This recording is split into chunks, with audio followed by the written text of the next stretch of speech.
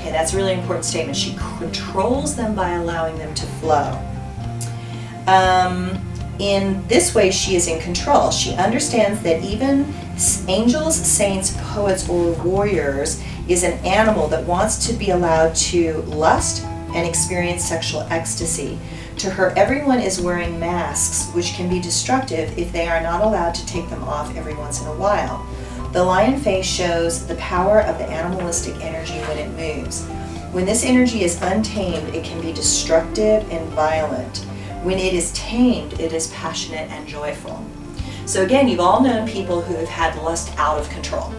Okay, and it's dangerous, it's damaging, it hurts people. I mean, it's like, it's really problematic. And you know, part of life is learning how to know that you have an animalistic energy, know that other people have an animalistic energy, and how can you move and flow with that energy in a really constructive sort of way.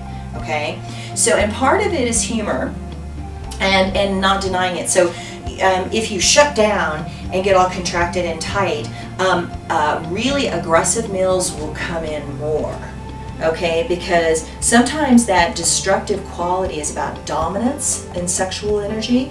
So if you get shut down and pull your energy back, that's like, ooh, you know, it's like, you know, she's scared.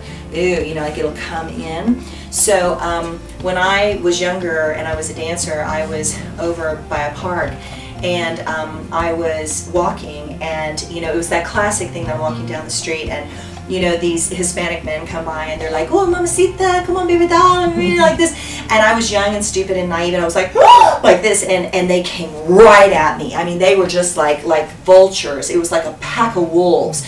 And it was like, oh my gosh, you know, and it was very scary. It was actually very scary and very terrifying.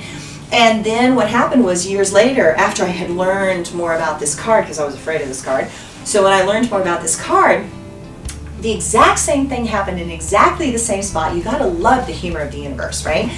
You know, and this is years later, and it's like the same thing happens, and this time I became the Scarlet Woman, you know, and I recognized that masculine energy loves feminine radiance, just does, and is drawn to it no matter what. But they also love kind of dominating, and if I'm totally in my power as a woman, and totally in my power with my sexuality, and totally open, it's not as fun.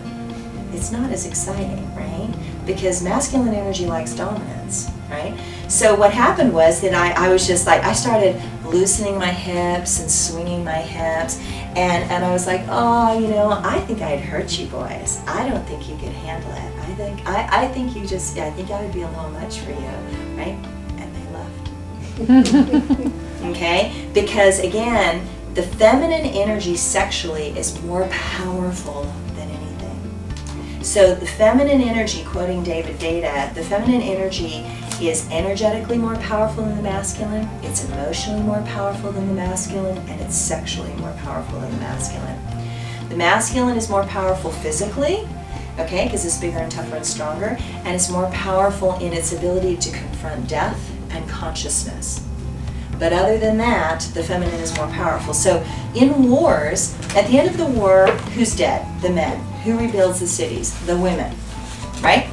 So this is just the way it goes. So if you kind of recognize the power that the feminine has in passion and sexuality, and you learn to harness this constructively, healthfully, and safely, you have a whole other game on your docket, okay? So there was a study that was done years ago where they took images of women who had been sexually abused, they knew through therapy, and they took images of women who they knew had not been sexually abused, and they took this big bulletin board into a men's prison, and they showed it to the convicted rapists, and they asked the men who they would rape. To the shock of all the study, 100% of the men chose only the women who'd been sexually abused. So the men could tell from a picture a broken boundary. That tells you something. Isn't that amazing? Mm-hmm. It's a pretty amazing statistic. So again, you know, learning how to work with your energy in a sexual context is really important. Now, so then there's a big cat's head on the end of the lion's tail, And so it's about passionate play in life, and that the feminine opens the masculine through allowing herself to be penetrated sexually. And she is able to take the destructive qualities of sex and evolve them into healing and transformation. Then there's an impregnated womb or a cup, okay?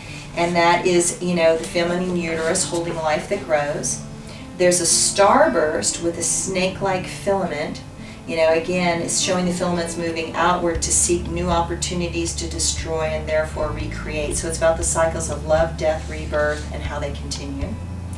And then what's even more interesting is underneath you've got the faces of martyrs.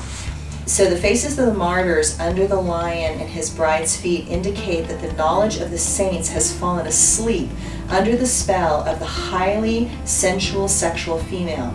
It shows that all men are potential victims to her energy, even the saints. This shows that religions ultimately fail in their ability to control sexual passion and human desire. Life must continue, and so at times reason and logic go unconscious while the driving energies of passion take over. Passion has ultimate power over mankind when it is unconscious and unaware. Okay? So the whole idea with this card here is the strength of the feminine, the passion of the feminine, that, you know, again, you cannot suppress sexual energy on this planet, which is unfortunately what religions try to do. So again, when do religions want people to go and be missionaries? When they're at their sexual peak. Okay, they're trying to control the sexual energy because it's kind of out of control and dangerous. So you get men at their sexual peak and they're kind of all over the place and they're inappropriate. They really are inappropriate. And so you can understand why religions went, oh, you know, let's see if we can try and control this for a second. We'll make them go do missionary work and channel all of that sexual energy into missionary work to create churches and more people for the church and more money. And it's a constructive use of sexual energy. But you can't really suppress sexual energy. The whole idea of the tarot is you must be responsible for sexual energy. You must realize that this is the pulse of the universe. Everything out here is moving sexually. Absolutely everything out here is moving sexually, whether you like it or not. And if you don't know that all the time, you're in a big level of denial, okay? So you must be present with it. You must realize that that's the pulse of energy. You must be conscious enough to be responsible and not go unconscious and let, you know, your consciousness fall asleep so all of a sudden your sexual energy can play, because that's what happens. You get drunk, have sex, wake up the next morning and go, oh, what did I do? You know, it's like that's where that energy is coming from. So that sexual energy is going to move one way or the other. So you have to be constructive in that flow. You have to figure out how to move that energy constructively and not be in denial of it. So I remember years ago this gentleman came in my office and he threw more sexual energy at me than anybody had thrown at me in like years. And, you know, so I had a sense of humor about it. I was like, wow, I'm not dead yet. You know, I mean, I might be married, but I'm not dead yet, you know, kind of thing. And so it was really fascinating that then he did a massage. And after the massage, he wanted a reading. And so I said, well, we're finished with the massage. You can get dressed. And he said, well, do I need to put my clothes on? I said, yeah. You know, you need to put your clothes on. And he goes, well, I just want to be comfortable for the reading. And I said, so do I. So when I came in the room, he had his underwear on, his socks, and his shirt unbuttoned down to here. Anybody else getting that message besides me? So, you know, and I thought, okay, good enough, you know. So, I mean, I wasn't going to chastise him. I was like, okay, whatever. So I'm doing this reading, and he finally was just like, you know, I really want to have sex with you. And I said, I totally got that the moment you came in the door. And I said, thank you very much. I said, I'm really complimented. I said, I'm a Leo. And I said, you know, the fact that I'm still hot is really a flattering thing for me. And I love that. I absolutely love that. And it's not going to happen. You know? So again, I didn't shut him out. I didn't shut down my energy. I didn't feel damaged. I didn't contract. I didn't say he was bad for feeling what he felt. I acknowledged it, I accepted it, I let that compliment into my body, and I'm still a choice. But I could feel my body respond to his energy. I mean, I could feel my body energetically respond to that masculine psychic penetration, but I'm still in control here. This is not in control. I mean, it's like, yes, I know it's there, but just because I feel something doesn't mean I'm going to do it, right? It's about being a choice. It's about being conscious one way or the other, okay? Anything else you can think of with that? Okay. I'm going to turn the little air on here. Woohoo! Air. A little warm. Must be warm outside. Lust card. Sometimes this room is freezing cold, but now it's the summer and now this room is hot, so anyway. She says it was a lust card. So is this card always about sexuality? Always. Okay. So, but it's about the strength of sexuality and the strength of passion. And so, you know, again, it's about channeling passion. So I'm a Leo. This is my sun. This is my sign. So, you know, these are what they call significator cards. So this is my significator card. So right now, as I'm talking, can you see this in me? Probably up too. Yeah. I'm passionate. I'm intense, you know, I've got a ton of energy that's moving. So it's sort of like you can see this moving, and it's constructive, you know, it's not destructive, you know, and there are people that would move it destructively, like, you know, well, I want your man and your man and your man and I'm going to get all the attention, you know what I mean? And some Leo women can be like that. They're like, I want all the men to stare at me right now, you know what I mean? Because that, you know, and it's not necessarily destructive, but it's a little That's problematic. Linda. Is this also the strength card in It like is. the That's Rider right. deck? Wait, the Rider Yeah. Waite deck, it's the strength The card. Leo and the strength card. Yeah, exactly.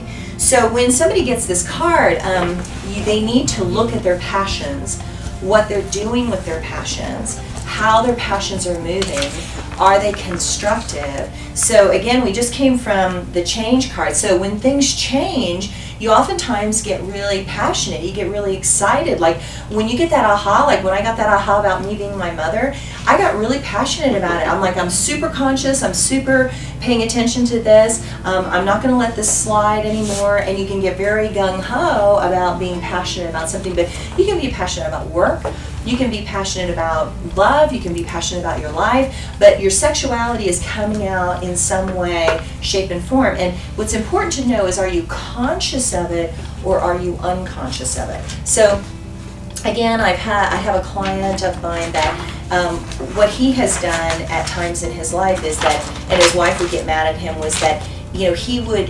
manipulate the energy of the women in his office using this card by being a little overtly intimate. So he was basically kind of penetrating them and getting a little bit of the feminine energy from all these women. And these women were opening because he was a very powerful man with a lot of money and influence, and that's very sexy to the feminine. So they were responding to his energy because, again, they're not conscious